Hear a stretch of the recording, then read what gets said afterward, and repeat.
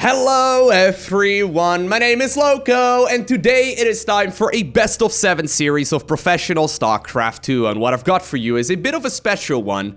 This is the World Championship Series 4 Grand Finals, a premier event for StarCraft 2 that recently wrapped up just a couple of days ago. Now, before we jump into it, okay, and it seems like this game is starting off very normal. I don't see like a cheeky spawning pool going down anywhere. Before we jump into it, I just wanted to say that I would have watched this Grand Finals live if it wasn't for the fact that somehow, some way, I fell asleep.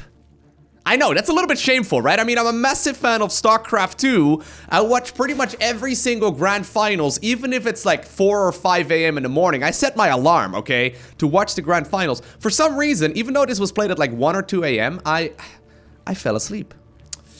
Now, I guess the upside right now is that I get to go ahead and actually cast this series for you. We can figure out what the excitement was all about together. A lot of people did reach out and they mentioned that especially game number 1, the game right here on Acropolis of this series, is ridiculously good. So I guess we'll find out what it's all about together. Ooh, okay. Looks like he's making a little bit of a mistake. Going hatchery into a gas. Into an Evo chamber? Nah, not quite. He cancels the Evo, goes for a spawning pool instead. Now, full transparency, by the way, I do know who ends up winning this series because, well, I'm a massive fan of StarCraft, and right after the tournament wrapped up, I had like a couple dozen people reach out asking what I thought of it on Twitter. So I do know who ends up winning this whole thing, but I don't think that should spoil the fun. Spawning here in the top left-hand corner of Acropolis and playing with the red Zerg drones. From Finland, ooh, playing very, very safely. Double checks right there if there's maybe a spawning, or rather a spine crawler going up on the perimeter of his creep. But he's the current world champion of StarCraft. We have none other than Serral. And his opponent, playing with the blue Zerg drones from Italy. As you guys know, I'm a massive fan of this player right here as well. We're looking inside of the main base of Reynor. Alrighty, now, these two players, I mean, they've got a bit of a rivalry. They are certainly the strongest players outside of South Korea right now, and they have faced off against each other many, many times already. So I had a little bit of a look on Aligulek. So before this series was played, so not including this series, overall, Serral was ahead 33 to 16 maps. So in all of the previous times in tournaments, both online and offline that they faced off against each other, Serral was ahead 33 to 16, and in series 9 to 3. Which means obviously that Serral has won significantly more. Now, the interesting part about that is that, yes, Reynor lost more series to Serral than he won, but Reynor won a lot of the very important ones. So for example, they faced off in the World Championship Series Summer Grand Finals, as well as the WCS Winter Grand Finals, and in both of those premier events, it was Reynor who came out victorious. So I guess, you know, we have a pretty interesting rivalry going on right now between these two players. Interestingly enough, and I know I said this, or I've said this like a dozen times, and I say it pretty much every single game that I cast where Reynor is involved, but this guy right here, he's 17 years old. I asked him at Home Story Cup, he's still going to school full-time. It's ridiculous how good Reynor is, judging by the fact just simply that he's a top-level contender, and, you know, he has to split his time between multiple different activities. Anyways, looks like a couple of Zerglings are going to make their way across the map right now. Reynor trying to get some links inside of the natural right here of his opponent, and they will successfully be able to get in there. Evo chambers, though, already going down here on both sides. And Reynor, I mean, is he really going to try and hide Banelings? That's never... Dude, that's the world champion.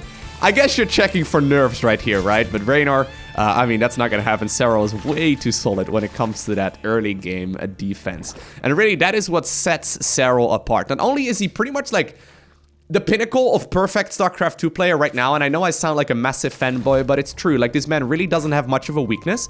One thing I've noticed in his play is that when he loses a series to someone, and once again, this doesn't happen very often, but he will adjust immediately, okay? So even though Serral has lost a couple of series over the last year or so against Reynor, I can guarantee you that he's making small adjustments here and there, knowing what he now knows and what happened in the past when it came to playing against Reynor. And that's apparently what makes him really scary. Pretty much all of the pros that, you know, play against him mention this all the time. He's ridiculously good. He adjusts immediately when you try and get cheeky. I think that was maybe one of his weaknesses like a year and a half or so ago when he really came up for the first time. I think like half maybe like May 2018 or so. Like that's really when he started dominating.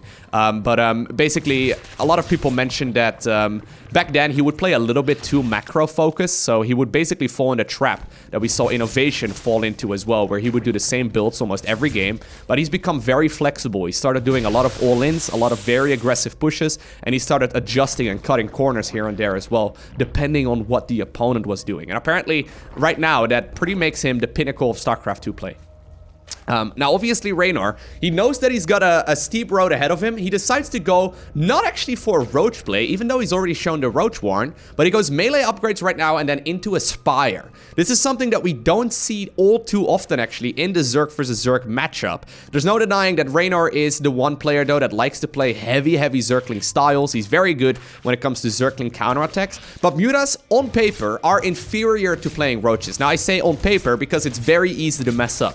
If you're not paying very close attention, and obviously Serral always is, he's always scouting, he always figures out exactly what's going on, but if you don't pay very close attention, it's super easy to lose to a Mutalisk. Apparently, wow, okay, so Serral decides to not so much actually now respond by going for like maybe Hydralisk or something along those lines. He actually puts down his own Spire as a response to scouting his opponent's Spire. Now, there was some Muta versus Muta play back in like 2010, 2011 or so. By the way, both players are skirmishing left and right, but I don't really see anyone taking critical losses here. They're way too good for that. But yeah, this used to be a thing back in the day. I'm not entirely sure how this is going to play out right now. We do still see +2 missile coming up as well for Serral. So while we do see Spores coming up as well as that Spire, maybe he wants to go Corruptors? I haven't actually seen a lot of people go Corruptors as a counter to Mutas, but I think that should technically work. 11 Mutas, though, were saved up right here for Reynor. And even though he knows his opponent knows that he's going Mutas, he still has decided to not make any changes. Nice connection right there on the Banes.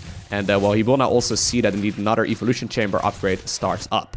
Zerglings are making their way towards the other side. Mutas right now flying across the map as well.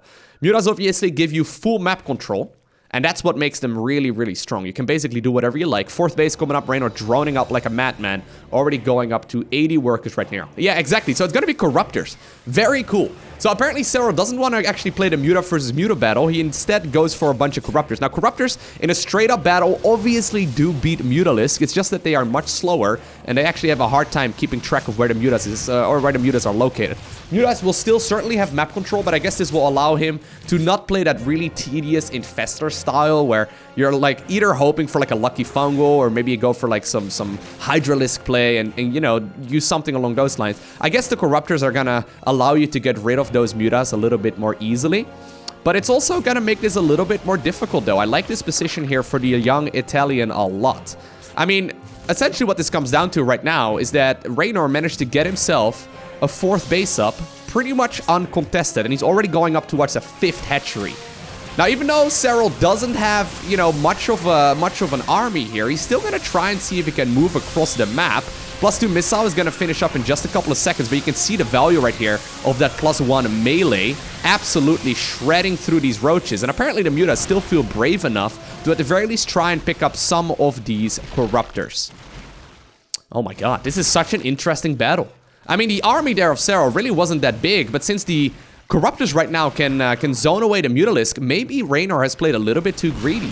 He's right now desperately scrambling with more and more Mutas and then more and more Zerglings as well. Corruptors are starting to fall. A couple of the Queens now also pulled off the line, and Roaches are going to run towards the 3rd base as well as that natural mineral line. As soon as those Corruptors, though, are gone out of the sky, that immediately means that Reynor is going to have an easy time cleaning up all of these Roaches. But the question is, how much damage will he take in the meantime? Because these Roaches are split wonderfully. We see a lot of damage already being done right here by Serral. Defensive Roaches right now also spawning actually for Reynor. More and more Roaches do bleed in. And while they will all be picked up, the question is how much damage can Reynor sustain here while this is all going on? You know what?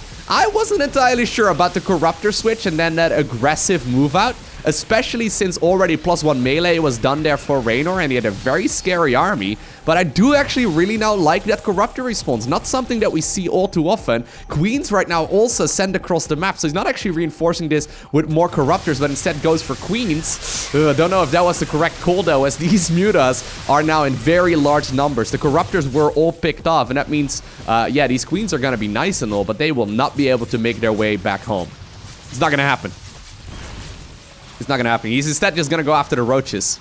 Alright, so Serral purposefully dodging those 2 spine crawlers over there, but he still just simply floods the main bases right now of his opponent. Apparently target firing the Spire with a couple of roaches inside of the natural 2, and now engaging over at the main. At the same time, we see a couple of roaches that snuck towards the 4th. Immediately, those drones are pulled too, and they're likely going to try and see if they can find a safe haven over at the 3rd base. But this is what I mean, okay? This is the kind of thing that Serral has been doing. This is not what he would do a year like a year and a half or so ago, okay? At that stage in his career, he would always respond just by going Hydras and then into Infestors, try and get the fungal growth, and slowly but surely macro his way out of that while giving his opponent free reign. And I think what Reynor tried to do right now is play with that knowledge, okay? He knows that his opponent doesn't like responding with, you know, anything other than Hydralisk. I mean, I haven't seen him play that often with another style like that. I think he was hoping that he was going to be able to just simply get that 5th base up uncontested, knowing that his opponent knows he's not likely to push across the map. Anyways, there's some crazy mind games going on right here. Reynor right now trying to do some counter-attack aggression as well. Those Corruptors actually very valuable. Spire being rebuilt. Rather uncommon solution here as well for Reynor. So he lost the Spire to those couple of roaches. He's now, instead of transitioning towards his own roaches, he's instead just going back into another Spire. And I think that Serral kind of realizes that that is going on. Did he scout it? No, he didn't see it, but he still actually sees that the, you know, the muta count is high enough to at the very least squeeze out additional Corruptors right now, too. Oh, great positioning here once again. Reynor always testing the waters with these Zergling run-bys. He does this all the freaking time. He's so good at it as well. If you give him an eye, he will take your entire face, okay? He will take your bases and he will kill your mineral lines. It's one of the ways that he became really popular himself initially. And, I mean, Reynor, I mean, we've got a couple of very young players in StarCraft 2, right? I feel like Reynor is the one that really matured extremely fast when it came to his skill level. I mean, he used to win with what I guess would be considered some tricks here and there back in the day. Nowadays, not the case whatsoever. He's a solid, straight-up macro player who still does a lot of these cutesy moves. Like, for example, the Zergling run-bys. I mean, so here's the thing, right? If you were to show me this game, and you wouldn't tell me who was playing what side, I would have probably guessed Serral and Reynor.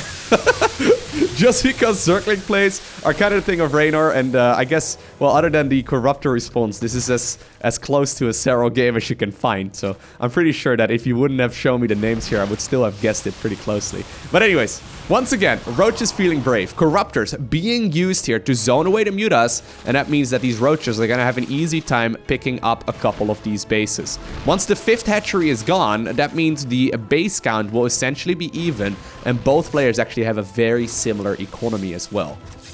What a cool game. I love this already. We even see now the carapace upgrade here for the flyers coming up for Serral. Once again, testing the water, sending a couple of roaches over towards that 4th base of Reynor. Mutas trying to clean up whatever they can, but as soon as the roaches run away, then the Corruptors swoop in, and Corruptors really do have an easy time dealing with all of this. Once again, the roaches now target firing down the Spire, and you gotta keep in mind, right? If this Muta ball gets cleaned up, immediately we could also see a Muta transition then from Serral. There's not a whole lot here to deal with, like a Muta transition right now from Serral, if these Mutas from Reynor would be gone. So there's all kinds of mind games right here at play where both players are trying to outsmart each other. In the grand scheme of things, though, I just see 1,000,000 drones die. So it's 47 workers that have gone down here for the player in the blue. But all things considered, I mean, if we look at this right now objectively, upgrades are looking pretty good here. I think I actually do favor Serral in that regard. +2 missile, very helpful. Also, carapace upgrades, very helpful too. I don't actually mind the situation for either, though. I mean, even though this has been very aggressive, both of them have found themselves in a very solid mid-game right now. We got a bit of a different route to getting there, but I don't really think I want to call an advantage here for either of the players. Alright, so the Corruptor's still trying to see if they can zone it out against the Mutas. I'm actually quite surprised with how valuable these Mutas are. So sick. Oh, I love this. Okay. So Reynor right now, taking a little bit of a gamble, okay? He has not spent his gas anymore on getting Mutalisk. So this is the Muta count that I think we're gonna run with for a little while. Actually, I think I must have missed a couple of Banelings now rolling forward as well, and maybe a couple of drones that were picked off earlier inside of the main too, but 14 drones were just killed there by the young Italian. But he's now trying to make a transition towards lurkers. Serral obviously at this point in the game would rather not lose any drones, but this is also the point in the game where it's relatively easy for him to replenish his worker count, since, you know, Losing 14 drones, obviously, at this point in the game is not great, but it doesn't really matter too much anymore either, because you can just simply, you know, replenish them or move some drones around and go to unsaturated bases. Even though technically the Muta player should be the one. Oh my god, this is so strange. Corruptors chasing down Mutas. Anyways, technically speaking right now, it should be the Muta player who's got map control. Apparently, that's really not the case. Zerglings being countered in the middle of the map by roaches. Corruptors flying about, trying to get those Mutas out of the equation as well. Now, as soon as the Mutas are out of sight, we do see that Corruptor Bull swooping in, and the roaches trying to get some damage done as well in one of the bases. Okay, now this is a big transition, okay? Seeing this many Hydras should give Reynor pretty much all the information that he really needs. Or Serral, rather, that he really needs. He likely will figure out here very shortly that this is going to be a lurker transition. Did he see the lurker den? No, he didn't. So he has no idea that it's gonna come down, but he should see it here in a second. There we go. So he knows that he's gonna likely go up here in just a second. But hold that thought, as we see Zerglings moving into the main base. A couple of Zerglings also fighting over at the third. We see Lynx flooding basically everywhere. That does mean right now that the lair is picked off and that the world champion of StarCraft is not gonna be able to produce any additional Corruptors here very soon. Corruptors apparently also managed to get the kill right there on one of the hatcheries. They're still zoning away against these Mutas. Roach is going in for the counter-attack too. Lurkers right now available on Reynor. You know what? This army is terrifying. He should be in a pretty good spot, trying his very best to see if he can kill the opponent's bases before he will lose all of the bases on his side of the map as well. Keep in mind, at this point for Serral, there's really not much of a counter available when it comes to these Mutas. He does have a couple of corrosive balls that will be available right here as well. A couple of overseers available too, but you gotta be careful. Roaches absolutely get shredded by these lurkers. And yeah, the Corruptors are phenomenal when it comes to chasing down Mutas, but they can't shoot down. They can use their caustic spray ability on a couple of buildings, and roaches, I guess, are now scrambling to go for the counterattack instead. But I'm starting to be a little bit worried right here for the world champ. He's still trying to follow her out. Dude, Corruptors are so much slower. They're trying to catch up with these Mutas. The Mutas killing everything. Actually, losing Overseers here is super painful. Keep in mind, there's no more lair. He can't actually make another one. He can't make another one. He can't make another Overseer. Dude, you should go back with these lurkers. There's no more detection here. I guess there may be some spores here. And no, there's actually not. Oh my god. Fifth base taking or fourth base rather, taking a little bit of damage too, but Zerglings managed to clean that one up. While there's some long distance mining going on here, main and natural are pretty much mined out for Reynor. He did once again secure another base, and he still has the base right here on the right hand side of the map too. Still though, army supply heavily in favor here of Serral. He's got roaches, ravagers, and then a bunch of those corruptors. Corruptors are going to be phenomenal. They should be able to get rid of most of it. But what is he going to do? Yeah, he can't fight that. He doesn't have detection. He needs another lair. He has no detection. He needs a lair. He has a spawning pool. Yeah, there we go. Lair finally starts up. I think that Reynor may have just realized that that is the case. Does manage to get one of those corruptors. Keep in mind, corrosive balls, very valuable. Apparently right now the Mutas are secking their life for the swarm. Trying to pick up one more of these ravagers, but it's not gonna happen. Serral doesn't have much to deal right now with these lurkers. Okay, if the lurkers get free reign, you're not gonna get anything done. He's actually moving them as well. He knows corrosive files are his main risk. So he's just putting them in a different spot than they were previously located. Here we go though. Since now all of the Mutas are gone, yeah, the Corruptors will take a little bit of damage. That's a pain. That's kind of frustrating. But that fifth hatchery is now gone as well. Lurker, dude, that one lurker. Actually, there's a couple right now set up, but that one lurker certainly held the door beautifully. Zerglings right now sacrificed as well. Corruptors, ooh, dude. Now we think about it a little bit, right? He's gonna be able to start chasing down all of these overlords. There's overlord clouds everywhere. Mutas, oh my god, dude. Look at the amount. Look at the amount of additional lurkers. Oh, he even managed to go up towards the hive, so he's now getting that lurker burrow speed upgrade. So sick. But yeah, when we think about it, I mean, these Hydras, they're not going to be that great when it comes to dealing with these Corruptors. Although you don't want to just lose them, though. Nah, don't just lose them, dude. Oh god, here we go. A couple of corrosive balls do land. Queen gets picked off as well, and right now that the lair is done, we see an Overseer joining this party too. He needs to be careful. There's another one of these lurkers coming in from the back. Roaches and Ravagers pretty vulnerable, especially to these very high damage units. They are going to be able to get out of there, but in the meantime, Serral is securing another base, and he's trying to make the most of this scenario. I do think, though, that previously, he meant to kill the opponent right here. Oh my god, he cornered it. This... Oh my god, no way! He used Burrow against them! Does he have an Overseer of his own? Oh my god, he's getting them right now. That is so cheeky. Right now, these units are essentially on idle. They're trying to get the most of this. At the same time, Corruptors once again pissing on a base. They're going to be able to get rid of the natural hatchery too. And right now, they're going to go after the Corruptor or after the Overlord clump here on the right-hand side of the map. Reynor just about to hit the massive supply block. He doesn't have a lot of money anymore. He's broke as a joke. Dude, 103 out of 74. Oh my god, that's not what I expected at all here. What a ridiculous game. I really thought that Serral was dead in the water, but he's making the most of it. This base though, I mean, that's kind of his lifeline right now, and it's not getting any mining done. And he still doesn't have much of an answer right here when it comes to these lurkers, other than a couple of those corrosive biles. But this Hydra Zergling ball looks pretty scary. Once again, Corruptors spraying all over another hatchery. That base is as good as dead too. Oh god. Wait, who's actually winning this? The only thing right now is that, yeah, Reynor's army is just superior. These Corruptors are fun and all. They're killing bases, they're doing their thing, but they can't fight this army. They are not useful in this army whatsoever. Serral right now, rather than fighting the army, he's just going for a counterattack. He's trying to see if he can potentially win a base race here instead. A lot of Hydralisks picking off whatever they can. Apparently now also, okay, the lurkers are deciding to make their way back home. Oh god, that was so cool. Serral actually casually trying to pick up some of those units as once again Caustic Spray is going to come off cooldown. A couple of roaches managed to make their way across the map. And we actually have a Zerg versus Zerg base race. Now I'm looking at this objectively, okay?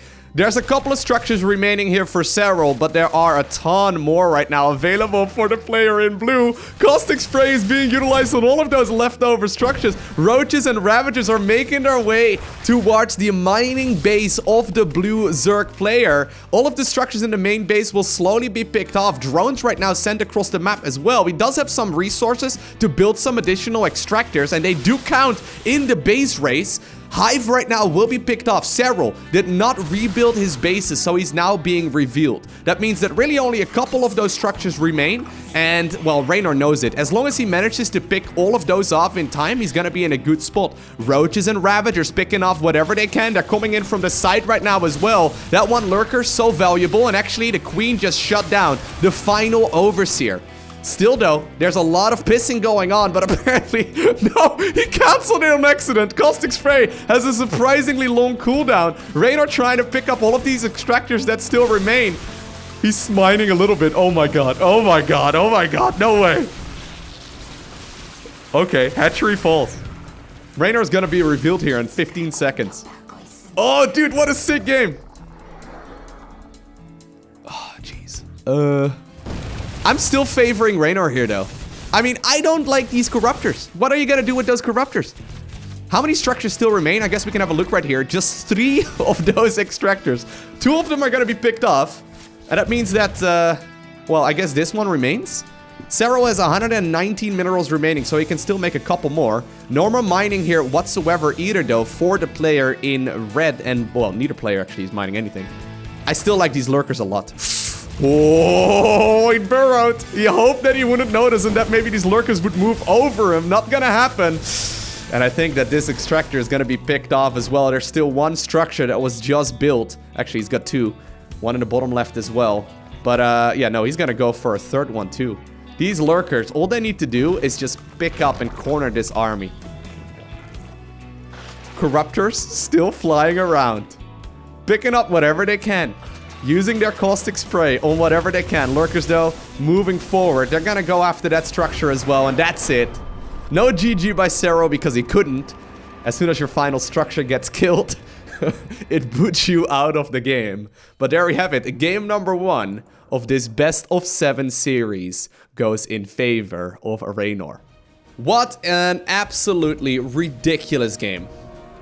I mean, I remember when StarCraft 2's Zerg vs. Zerg was considered to be a boring matchup, okay? People would make the joke of ZVZ, you know, they would just repeat the letter Z as if they were sleeping, okay? That was like the oldest meme in the book, because pretty much every single match would be Zerglings and Banelings and Zerglings and Banelings, and that's still mostly true when you play the ladder, okay? When you play on the ladder and you are below, well, this god tier of these 2 players, ZVZ certainly can be a little bit boring and not the most exciting matchup because it's so unforgiving, right? You make one mistake, it's game over. You make one little error, you lose. okay? Now, these two players, they have reached the upper echelons of StarCraft 2. They have figured out how to play this matchup to a T, and because of that, there's a lot of mutual respect where they don't even try to win with Zerglings and Banelings because they know that the opponent is good enough to defend and they won't make mistakes, so they usually don't even bother. That doesn't mean that Lings and Banes won't be a part of this series. I do suspect that that will be the case. But you know what I mean? Like, they generally speaking, they value the defender's advantage highly, and they realize that the defender's advantage is usually big enough to get the advantage in the early game. So getting aggressive can be a bit of a gamble, especially when you know your opponent has got ridiculously good control and really, really sick skills. So we get into this weird meta where really the meta is only being figured out by like the top 10 or so Zerg players in the world. And everyone else below that is stuck playing Ling, Bane, and Roach. I mean, that's kind of what it comes down to. And they get into these really weird strategies where everything just plays out a little bit differently than I usually see on the ladder. That was a sick game. I still have a hard time talking. That was insane. That was really cool. So next time you see someone talking about, you know, ZVZ, just remind them of game number 1 of WCS4. That was so crazy. Alrighty, so here we go. World of Sleepers LE. Pretty large map. Pretty good macro map once again as well, so we'll see if there's going to be any kind of aggression in this one. Wouldn't mind seeing it though. I mean, when you think about it, right? If you're playing a best of 7 series and you're playing on a big stage for like, I believe this was a $100,000 prize pool. Yeah, you gotta make some changes as well in your strategies, right? You can't just play what you're most comfortable with all the time, because you're gonna become predictable and your opponent will certainly adjust to what's going on. Serral actually now dodging a couple of those Zerglings. Oh my god, did you see that? Reynor knew that his opponent might be dodging, so he actually did like a little bit of a loop right there as well, trying to see if he can potentially catch them, purposely slowing down his army. Evo Chamber going down very quickly here. Both players actually going for a very quick Evo Chamber. Look, this is another one of those builds. Don't do this on the ladder, okay? They're going Evo Chamber instead of Baneling Nest. It's all fun and games. Reynor is doing the 200 IQ Baneling Nest, though. Because you know what? Oh my god, dude. He's going for... he's going for the Evo Chamber, no Baneling Nest, and a Roach Warren and a second Evo, but he's not mining gas.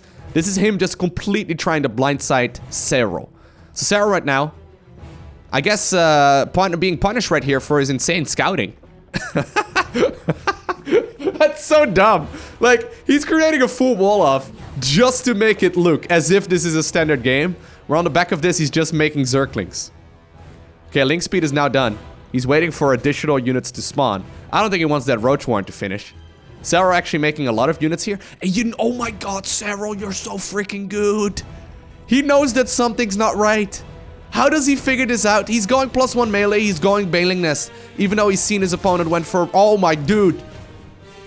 If there was one game where you delay your Baneling Nest or skip it out altogether, it's this one right here, okay? When you see your opponent going for a very quick wall. He even mined out this one mineral patch over here to try and run the Zerglings around so they would arrive on the other side of the map completely uncontested. Right now, this gives Serral enough time to prepare the full wall off. Baneling Nest is going to finish in a little bit, and all you really need is just a couple of Banes. You're going to be fine. When +1 melee finishes, this game is over, okay?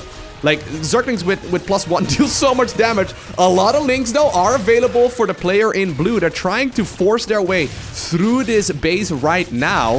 Banelings are going to finish in a second. One queen already ended up falling. Drones right now being sent towards the natural, but there are the Banelings. They are very helpful in this scenario, and it should allow the Zerg player in red to get rid of most of this. Only a couple of drones have gone down so far, 3 in total, and I mean, this is a strategy right here from Reynor that's meant to end the game right here, right now, okay? In the game of drones, you win or you die. There is no middle ground. You have to try and get that drone lead. And if he doesn't, like, deal with... Oh, god. Yeah, no, that's game. That's pretty much game, isn't it? Yeah, if you don't obtain a significant advantage using these Zerglings, or you get at the very least, like, an even worker count after all of this is said and done, you are in a bad position. Queen right now managed to actually get into that wall off as well, and that now means that, yeah, Reynor's not gonna continue flooding in the links. +1 melee was just about to finish. Serral, 11 workers ahead, almost doubling his opponent's worker count. And that means that Serral evens up the score. You know what? I'm actually a little bit surprised that Serral decided to go for that Baneling Nest. I really wish I could ask him right now why he decided to go for the Baneling Nest, okay? Maybe he knows that his opponent doesn't like playing 2 bases. Maybe Reynor, at the very least in the eyes of Serral, is not someone who plays 2-base Roach. And honestly, in my eyes, that's not really the case either. So maybe he kind of looked at them and he thought, you know what? Something's not right here, okay? Something's not right. He's only shown me like 4 Zerglings in total in this game. He hasn't gone for the 3rd base. He's going for a really quick wall-off. That's something that people play all the time on the ladder, but it's not something that I would expect Serral or Reynor rather to go for, right? Maybe that's what was going on, and Serral decided, I'm not going to take any risks. I'm just going to go ahead and go +1 melee, and I will then also put down my Baneling Nest. But on paper, that decision there for the Baneling Nest doesn't make any sense, right? Like, what are you going to do with the Baneling Nest? Are you going to, I don't know, make Zerglings and Banelings against Roaches? No, you don't really want to do that. So on paper, if there's one game where you would skip out the Baneling Nest, it would be that previous one. Yet Serral was not so easily fooled. Maybe there was another little bit of scouting information that gave him all that he really needed. And he decided, you know what, I'm just going to play it safe and sound. I'm going to assume my opponent gets aggressive, not going to drone up, not going to get myself a really greedy 3rd base and make a ton of workers and skip out my own Zerglings and Baneling Nest. Instead, I'll just play safe and sound and get myself a sufficient amount of units just in case it is going to be that Link Flood. Now, for some odd reason... Oh, okay. I like this. I was going to say, for some odd reason, Reynor decided to go for the 3rd hatchery. Okay, once again, 200 IQ build right here from Reynor, okay? So here's what's going to happen. This Overlord is going to make its way towards Reynor's natural, and Serral is going to realize, wait a second. That hatchery was built later than mine. Must be a pool first into a gas geyser into a hatchery. Whereas in reality, it's actually a hatchery first into a spawning pool into another hatchery. This is a completely gasless opener here from Reynor, meaning that he is going to be basically as vulnerable as can be. But it might very well once again trick Serral here. Now Serral so far in this series has shown that he's not so easily tricked. He's not a player who's going to really be blindsided that easily.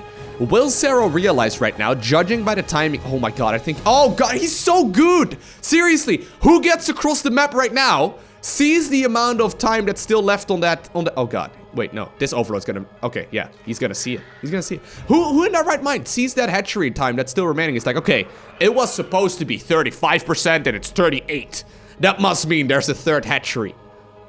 Ay. And you know what, the beautiful part here as well for Serral, he only sends in the Overlord far enough to see the creep, so right now Reynor does not know that his opponent knows. So what's the response gonna be here from Serral? I just want to kind of see a Baneling Nest and just tons of Zerglings. This is not a wall you can defend. It's not going to happen. Right? Like maybe, like he did go for a quick tumor, so maybe you can put like enough build, but that's so many structures. That's so expensive. I kind of would like to see him just flood a ton of Zerglings across the map, but then again, I'm not even remotely as good as Serral. Maybe Reynor knows that his opponent knows that he knows that there's a chance that there's going to be a Zergling flood. So he's gonna, you know, try and see if he can potentially bait out that kind of aggression. Lynx right now make their way to the main. He's scouting around to see if there's any gas. No gas. No gas. That's really all he needs to see. And you know what?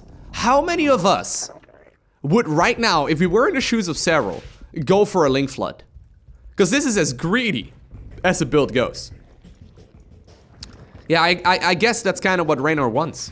Like, looking at this once again, objectively, I think that's kind of what Reynor wants. Because he did create a wall-off right here at the top. He actually has enough queens, 2 of them with transfuse energy by the time that a Link Flood would happen as well, to hold that door for a really long time.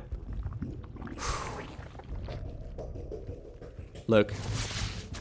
We all reach that point in StarCraft 2 when you play for long enough that you think you're good, right?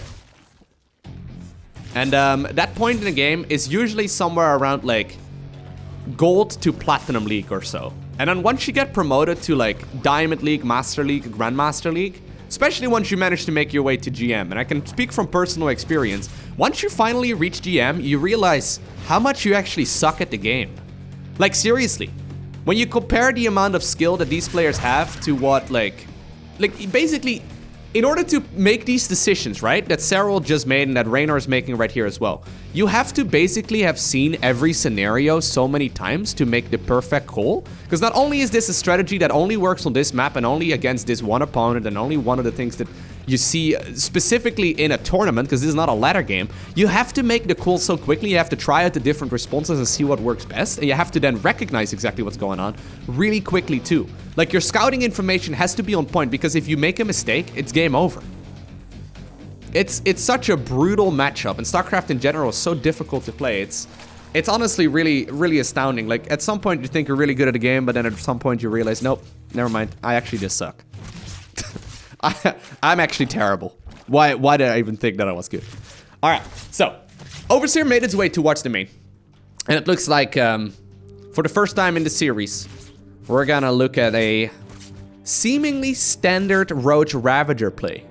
I mean, that's obviously the mid game that we see most often in StarCraft 2.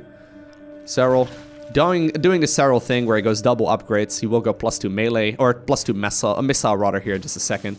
And he's going to be able to get himself a very nice Roach Ravager bull out. Just a different way of getting there. Now, Reynor, once again, making some interesting decisions. The Spire completely unscouted for now. But Reynor... Oh, God. Is he going to see it? He's going to see it, isn't he? Yep, there you go. How do you even... Okay, so... If there's one thing, right, that really sets Serral apart, especially at this level of play, because all these players are really good, Serral's scouting is insane.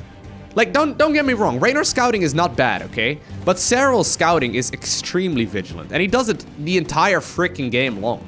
Like, he knows exactly what you're up to all the time. I'm pretty sure if there's one player that was smiling when they saw that, like, the Overlord speed got cheaper, it's Serral, okay? Like, Serral must be the one realizing it. Right now, look, how many of us would just start making a counter to mute us? But Serral actually double checks to see that that Spire wasn't cancelled.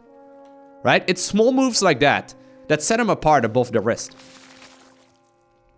I still like this position, though, here for Reynor quite a bit. He's going for 7 mutas, immediate Hydra Den, I'm thinking rather that he's once again gonna follow it up as well with Lurkers, right? Kind of what he did in the previous game. This time around, no response actually from Serral using a Spire. Instead, he's gonna go for his own Lurker Den and Hydra Den as well. So I think he wants to go for a couple Spores, couple Queens, couple Hydras, and then transition towards Lurkers. Was this already seen by Serral? It wasn't yet. While he's defending against all of these mutas at home, look at this. Another one of the speedy boys goes in. He sees the Infestation Pit, sees the Hydralisk Den, sees the Lurker Den. It's perfect information. Like, you can't hide it. Right? Like, you're not gonna hide a structure from him. It looks easy, okay? It looks easy, but it really is not. If we can have a quick look right here at the actions per minute that both players are playing at, this number is likely only to rise the longer that a series of ZVZ goes on. Because players have to get faster and faster with more and more things to do. Alright. So the mutas, they haven't really found a lot just yet, but what they have found is map control. This is temporarily preventing the player in red to make a roach push across the map. Because as soon as the roaches move, I mean, these mutas are going to move in as well. Right now, there's Hydras in the mix, so he can start testing the waters a little bit as well. This gives enough time right now for Reynor to potentially... Ooh, he's got to be cautious. To potentially go up towards his own Lurkers. But the Lurker Den actually for the player in red is going to finish up before that of the player in blue. Roach is being picked off right here. Roach is being picked off right over here as well. Good defense once again by Serral. Trying to push his opponent back. Trying to get that advantage on top of the ramp. Looks like a couple of Corrosive Balls are going to help zone away against this as well. Mutas trying to pick off a couple of reinforcements. But Serral's army is so freaking big. Oh, dude.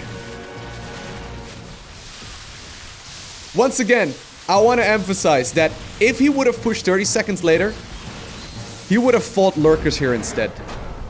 He would have fought Lurkers here instead, and these Roaches, Ravagers, and Hydras would not do anything, okay? Serral knows the build that his opponent is playing, not only from the strange 3-hatch opener, then the Spire follow-up, then the Hydra transition into Lurkers. He knew the timing at which he needed to push perfectly to catch his opponent right before Lurkers were out. And he knew that because he has been playing extremely greedy after seeing his opponent go for the 3rd hatch. I mean, he got his 4th hatchery up way before, Reynor managed to get into that realm of economy. His eco was just much bigger, and therefore his eventual army was much bigger as well. But you gotta be so on point with everything in order to execute a push. I mean, it's really easy to look at this strategy and just write it off as, oh yeah, he just went for a Roach, Ravager, Hydra push and that's it. Like, there's so much more thinking behind it. Sick game there by Serral. Beautifully done. Alrighty. So game number 4? Yeah, game number 4. will bring us to Disco Bloodbath. Can't help but highlight the Teletubby or the Ewok right here in the center. He's dancing, okay? He will start dancing in a little bit. Could we please replace this as like a picture of Serral instead? Can we have a hologram of Serral dancing in the center? Reynor, by the way, for those of you unfamiliar, always smiling. It's literally impossible not to like this guy. I mean, I think so. There's going to be a couple of people that don't like it. He's going to be the one guy who's still goofing around in the grand finals. Serral, actually a really funny dude as well. He used to be quite robotic when it came to like a lot of the interviews and whatnot, but I guess because he's won so very many tournaments, he's gotten actually very comfortable as well. Giving interviews and whatnot after tournaments. He used to actually be a little bit rigid, I guess, in his interviews and stuff. I don't know if he's had any media training or anything along those lines, but nowadays, certainly very good when it comes to those interviews and giving us some good insights and just showing a little bit more personality. There we go, by the way. Can we please get this as a hologram of Serral, though? Dancing in the center. I would be okay with that. I would not mind that whatsoever. Alright, so what kind of strategy do you think we're going to see this time? We've seen a wide variety, okay? Players are trying to outsmart each other all the time. I know I've said it a couple of times before in previous videos, but the strategies that they're playing, it makes me feel like I'm playing checkers on the ladder, right? When I play Zerg versus Zerg, I'm just playing checkers. It's like, yeah, Zergling Banelings into Roaches, whoop-de-doo. They are playing like 4D chess, okay? There's like an extra dimension that we don't even see. And that dimension is mind games, right? I don't know exactly, like, the question is, how do you actually also practice at this level, right? Because there's only so many people that you can actually practice against. I would imagine that Serral and Reynor would like to practice against each other. I don't think they actually do, though. I'm not sure, but, I mean, there's only so many people that you can actually practice against. But I'm personally thinking if you are Serral, you'd rather not practice with your biggest rival, right? Even though he's gonna probably give you the biggest chance of improving even more as well. You're likely gonna help him more than you're helping him. Or yeah, no, you're helping him more than he's helping you. Anyways, there's certainly some strategies going on in that regard as well. I'm not sure if they have any non-disclosure agreements or something when it comes to like practice partners, but it's one of the things that's very seldomly discussed. I feel like no one really talks about it. But it's pretty interesting, right? Because if you're a top level player, say you're in the top 10, right? You ideally want to practice as well with another person in that top 10. And the internet makes it really easy, right? I know a lot of pros like to practice on the ladder. Reynor is certainly one of the players that likes to practice on the ladder as well. Serral obviously pretty much always rank 1 on the ladder, but he usually doesn't seem to put in that many games. He just seems to put in enough to like be rank 1 on the ladder, and that's about it. I'm pretty convinced that, or I'm pretty certain that he mentioned a couple times in the past. And you know what? Yeah, nice kill there. I'm pretty certain that he mentioned a couple of times in the past that he practices the majority of his time in custom games. So it's one of those things where it's always a little bit difficult to judge what the best approach is. I guess if you're playing customs, you can really, you know, figure out the small little details. Anyways, Reynor right now sees with his overlord that something's not quite right. Tons of Zerglings are making their way across the map. Reynor does have a couple of defensive Zerglings. He also has a few Banelings coming up. But the council in this third hatchery is going to be rather painful. Main reason for that... Oh my god, these 2 links. Or these 5 links, rather. They can actually be a really nuisance. Or a really big nuisance. You don't have enough larva production without a third base. If you don't have a larva, you can't produce Zerglings, right? So 3 drones right there end up going down at the cost of 5 Zerglings. That's a trade any Zerg player would take any day of the week. Really nicely done. Third hatch, though, is going to finish here in just a little bit. +1 missile already coming up for Serral, so I wouldn't be surprised to see the Roach Warren picked up here in just a couple seconds, too. Usually, it goes for the Roach Warren about 4:30 at latest. Usually, then about that time, he also starts up a lair. So I wouldn't be surprised if we see a Roach Warren here and then also a lair starting up in just a couple of seconds. A couple of Banelings are now being utilized. And you know what? Apparently, Reynor... Ooh, nicely done. Apparently, Reynor doesn't want to play that Roach Ravager game. That's what he pretty much always did against Serral. But in this series so far, he's been doing a lot more Lings than Mutas. +1 melee, very good. But you're basically forced to play more aggressively. Nice pickups here, though. These Lings trying to make the most of it. Yeah, Roach Warren right now coming up. No lair this time around. Queen gets picked off too. A couple of drones killed here and there. Nothing too disastrous just yet. So when it comes to Zerglings, they are superior to roaches until you can get a group of roaches together that can't all just be surrounded.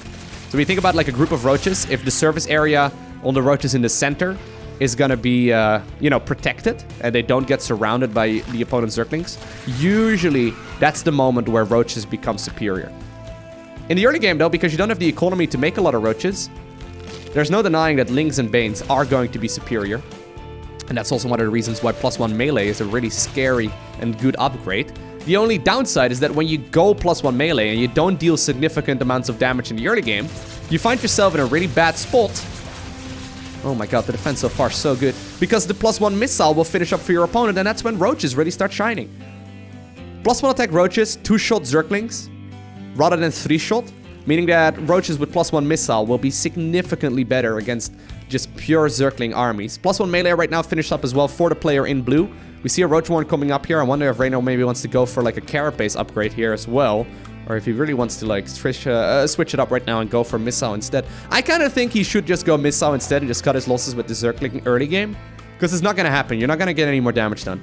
+1 missile right now done for Serral. It's not only going to benefit obviously the roaches, but also those 4 defensive queens. Not to be underestimated. And even though he's got a ton of Zerglings still hanging out. Oh, nicely done. He's going to have some trouble here in a little bit. This is one of the most popular structures right now in Zerg vs. Zerg. Interestingly enough, we've only seen, well, this is the very first one right now in the series. We've only seen one Nidus network thus far. Serral recognized that his opponent went +1 melee. He's like, you know what? If that's the case, and I can force a fight with +1 missile, plus you made me make additional queens here in the early game, I will send them towards the other side of the map. There we go. Nidus Worm actually put in a pretty scary position as well. This might be a spot that Reynor scouts. But at this point, he doesn't know. Oh my god. Alright, units are running towards that Nidus Worm, and they're going to be sent across the map in just a little bit. Say hello to my little friend. Nidus Worm immediately goes down inside of the main base right now of Reynor 2. He's gonna have to make the call. Where do you want to defend? Does he have anything available? I think that Serral is likely gonna return. Yeah. He's just gonna pop out inside of the main base instead.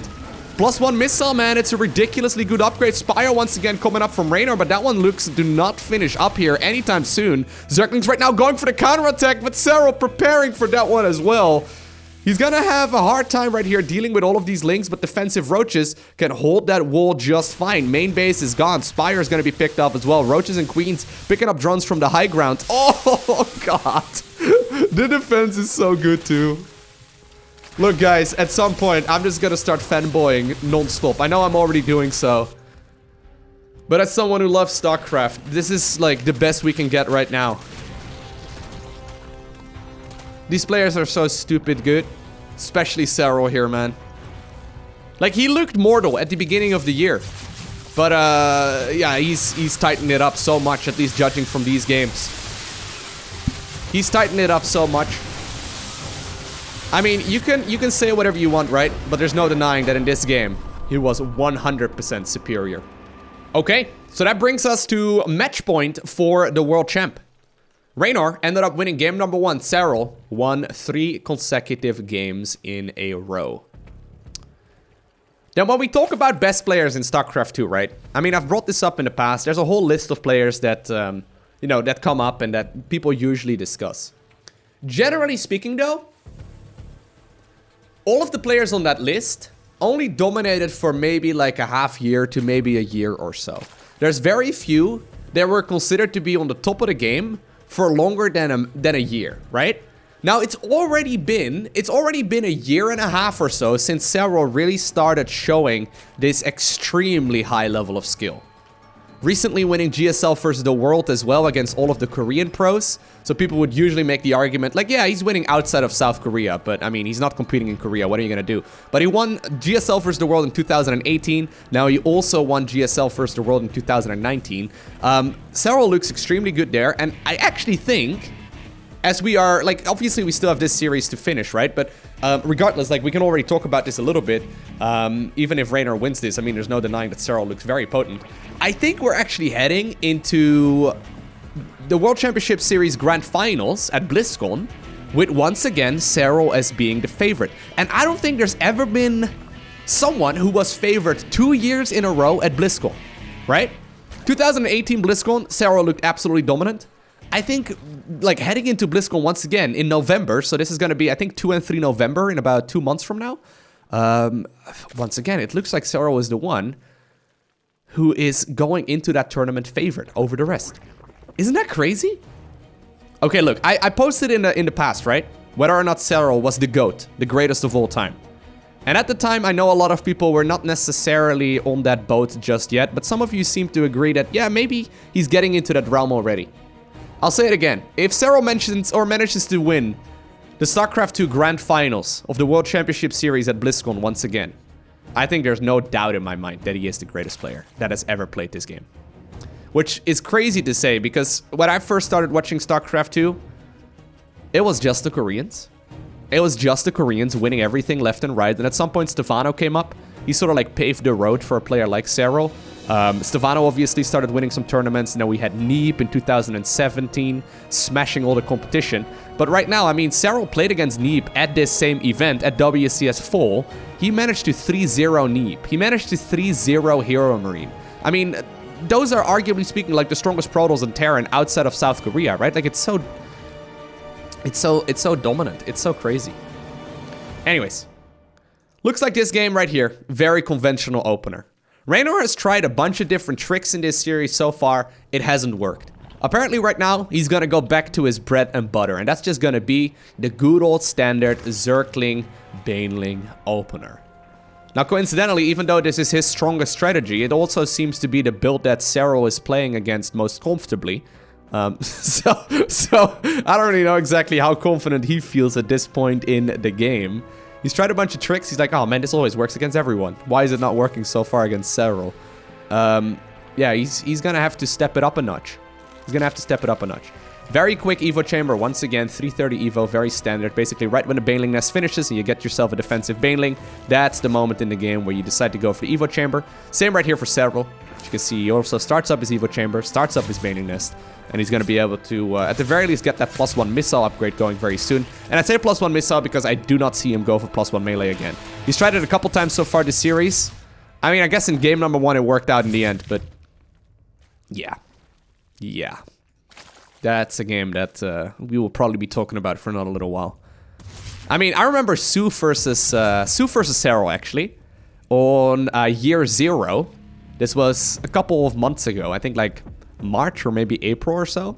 That was like the best ZVZ, the best game of StarCraft 2 that I've seen in 2019 up to that point. I think that actually game number 1, just now, between Serral and Reynor, may have actually been better.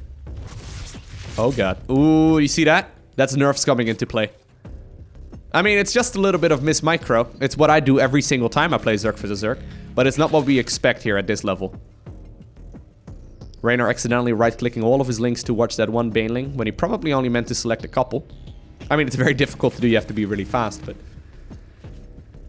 So far though, I do like this position a lot better. Lair coming up here for both players. Lair was a little bit quicker for Serral, but I don't think it really matters too much. He's going to be able to start up a second Evo here. Immediately goes into the Roach speed upgrade as well, Glio Reconstitution.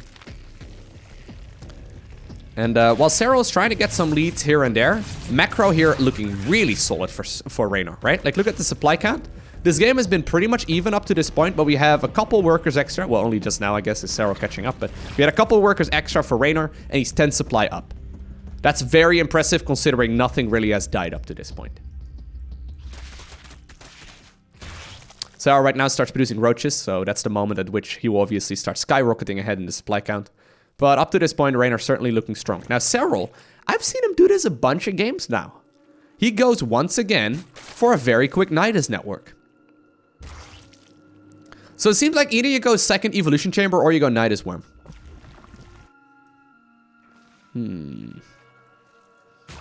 Fourth base here. I don't think that one is going to finish.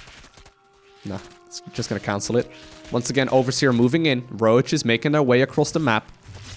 Good scout this time as well by Reynor. He scouts out exactly what's going on, and he sees that there is indeed that Nidus network coming up. Does Reynor, or does Serral care though? Because obviously you can also just put down the Nidus Worm as a way of reinforcing a little bit faster and neglecting some of that defender's advantage. Here we go. Roaches in blue, trying to see if they can kill the worm before it gets there. You know what? Killing that and taking so much damage in the process basically just makes the Nidus Worm an additional unit in your army, right? They actually have a surprising amount of shields and a surprising amount of health. Yeah, you know what? That target firing right there was not what you want to do. Thing is, if you don't kill the Nidus Worm, this is what's going to happen. Defender's advantage completely gone. Units will spawn as close to the battle right now as Reynor's, and that means that these roaches in red are going to be very, very scary. Queen's obviously now also a potential unit to deal with. So I guess he can use those as the defense, or as the defense rather. We now also see a Nidus Worm going up inside of the main base. Serral feigning a pushback right now. I think he's going to try and see if he can make his way into the main base. But does he really need to? He's just, yeah, unloading a couple of units. Not even moving the units from the third over towards the main. Nidus Worm inside of the main does fall, but drones are pulled off the line instead. And that means that Serral's going to continue reinforcing the army here at the front. He managed to lose game number 1, but I think his economy right now is just superior. He's just going to continue flooding in more and more units. Reynor says, GG, well played. And with that, Serral wins the World Championship Series 4. So for those of you curious, total earnings for both of these players going into BlizzCon, which is in about 2 months from now. We have a bit of a lull right now in tournaments, if I'm not mistaken, until BlizzCon. The total earnings right now for Reynor, $116,000, and obviously he was only really allowed to start participating, I think like half 2018, because, well, that's when he turned 16 years old, and he wasn't allowed to participate before that because of the age requirement. Serral, though, after winning this event, is now at a grand total of $736,000 in tournament earnings alone. So obviously, that does not include his team salary. That does not include all of the other sponsorships and, you know, advertisements and whatnot that he has done so far. Very impressive. And I mean, I don't know exactly how much you're guaranteed by just going to BlizzCon. Both of these players, by the way, will be at BlizzCon. I think they're both guaranteed like another 10,000 for sure. But I think that Serral, once again, is looking at that like $250,000 or so prize pool, or like prize pool for like the first place. If possible. I mean, he looks so ridiculously good right now. I don't even know what to say. Like, he looks a step ahead of pretty much everyone. Hey, by the way, another fun statistic for this entire tournament. Serral, when winning this tournament, right, ended up losing only one map. I believe he went something along the lines of 17-1 in total map score. It's so dumb because he faced so many good players as well. Like players like Neep, Hero, Marine, like so many great players were beaten by Serral. And yeah, he's just looking so dominant. Even the Koreans are saying like this guy plays like he's God. We don't even know what to do against him right now. We don't want to face against him. He's just going to beat me. It's kind of crazy. So I do think Serral is going into BlizzCon here as once again the favorite. And well, if he wins the whole thing, certainly the greatest of all time, in my opinion. Anyways, I want to thank you for watching. If you enjoyed this video, do me a favor, hit that like button so the video has a chance to be picked up by the YouTube algorithm. If you really enjoyed this video, consider hitting that subscribe button as well so you get a notification as soon as future content goes live. About half or so of the views on all of my videos are from people that aren't subscribed. So I don't... Why? Like, go ahead and hit the subscribe button if you enjoy it. I mean, you don't have to, obviously, but if you enjoy it, it's the easiest way of supporting me directly. And then the last thing that I wanted to do is give a shout out to the Patreon supporters. Thank you guys very much for your generosity. But for now, I want to thank you for watching. Have an amazing day. Do not forget to smile. And I'll see you once again in the next one.